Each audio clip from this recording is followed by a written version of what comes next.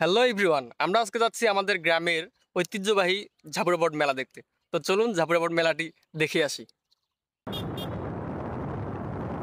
আমরা এখন চলে আসলাম মেলাতে। তো আমরা এখন মেলাতে গাড়িটা পার্কিং করব। গাড়ি পার্কিং করার পর আমরা এখন মেলাতে প্রবেশ করলাম। আমরা প্রথমেই যাচ্ছি মন্দিরের ভিতরে। তো আমরা এখন মন্দিরের ভিতরে ঢুকে পড়লাম। মন্দিরের ভিতরে ঢুকে দেখতেছি অনেক দর্শনার্থীরা এখানে এসেছেন এবং যারা এখানে পুজো দিতে এসেছেন তারা এখানে পূজা দিচ্ছেন এবং নিজের জন্য এবং পরিবারের জন্য মায়ের কাছে আরাধনা করছেন।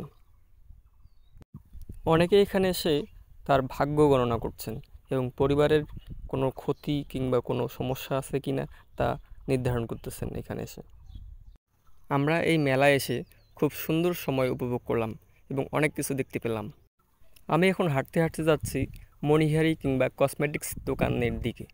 তো আমরা দেখতেই পাচ্ছি অনেক দোকান এখানে এসছে এবং অনেক ভক্তবৃন্দরা এখানে কেনাকাটা করতেছে।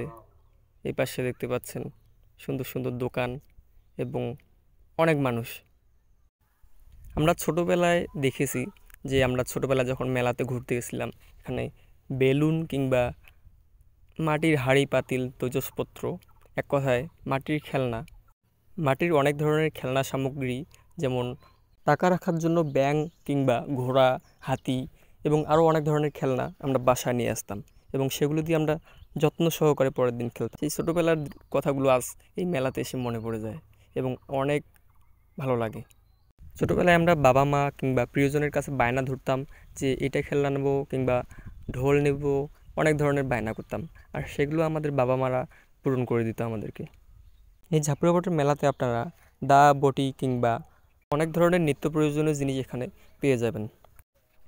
আগের সেই সোনালি দিনগুলো হারিয়ে যাচ্ছে এবং আমাদের মেলা কিংবা অনেক ধরনের অনুষ্ঠান থেকে আমরা বঞ্চিত হয়ে যাচ্ছি এবং এই মেলাগুলো বিলুপ্তির দিকে। আপনারা দেখতে পাচ্ছেন এখানে সুন্দর সুন্দর কসমেটিক্সের আইটেম, এখানে চুড়ি কিংবা মালা, দুলসহ অনেক ধরনের আইটেম আপনারা দেখতে পাচ্ছেন এবং আপনারা চাইলে এখান থেকে কিনতে পারেন। এখানে মালিক পক্ষরা ইন্ডিকেট করে দিয়েছে যে কোনটার কত দাম। এখানে চুড়ির দাম 50 টাকা, মিজান কসমেটিক্স 20 টাকা, এইভাবে অনেক ধরনের পণ্যের দাম নির্ধারণ করে দেওয়া হয়। এখানে অনেকগুলো শাখারও দোকান বসেছে।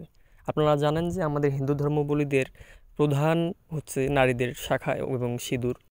এই মেলাতে শাখার দাম অনেকাংশে কম দামে পাওয়া যায় এবং অনেকে শাখা পড়েন।